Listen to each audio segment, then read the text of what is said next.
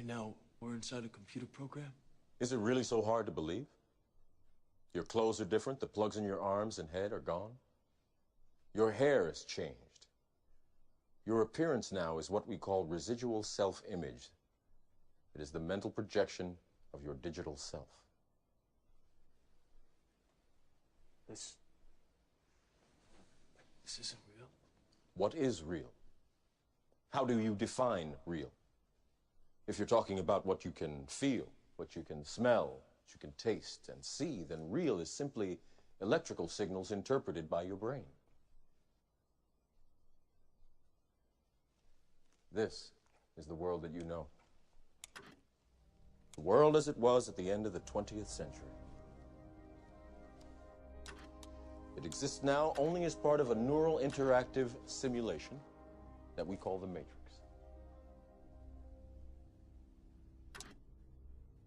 You've been living in a dream world, Neo. This is the world as it exists today.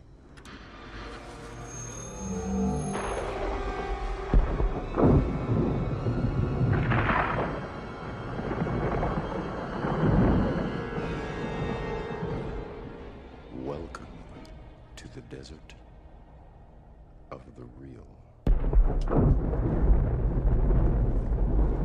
We have only bits and pieces of information, but what we know for certain is that at some point in the early 21st century, all of mankind was united in celebration. We marveled at our own magnificence as we gave birth to AI. AI? You mean artificial intelligence? A singular consciousness that spawned an entire race of machines. We don't know who struck first, us or them. But we know that it was us that scorched the sky. At the time, they were dependent on solar power, and it was believed that they would be unable to survive without an energy source as abundant as the sun. Throughout human history, we have been dependent on machines to survive. Fate, it seems, is not without a sense of irony. The human body generates more bioelectricity than a 120-volt battery and over 25,000 BTUs of body heat. Combined with a form of fusion, the machines had found all the energy they would ever need. There are fields now, endless fields, where human beings are no longer born. We are grown.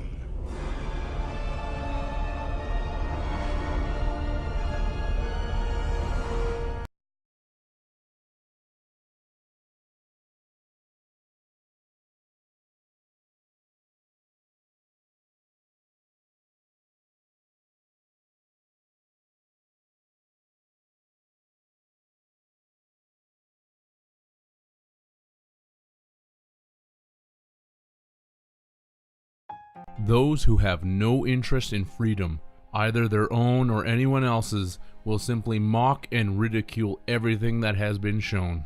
That's the mental game of those who love being imprisoned, and as it has always been said, misery loves company. The many have become accustomed to this prison life, and will actually fight for it and defend it to their own demise. That's all that one needs to realize when dealing with anyone who would shower defamation and mental abuse upon those either speaking the truth or searching for it themselves.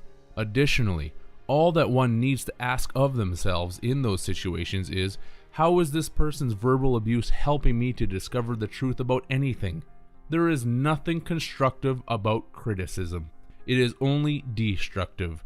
And the only way to help each other in this battle for our spirit, soul, and awareness is through the collective sharing of knowledge and insight, despite the cost.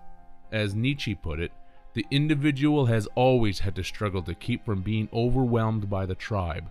If you try it, you will be lonely often and sometimes frightened, but no price is too high to pay for the privilege of owning yourself.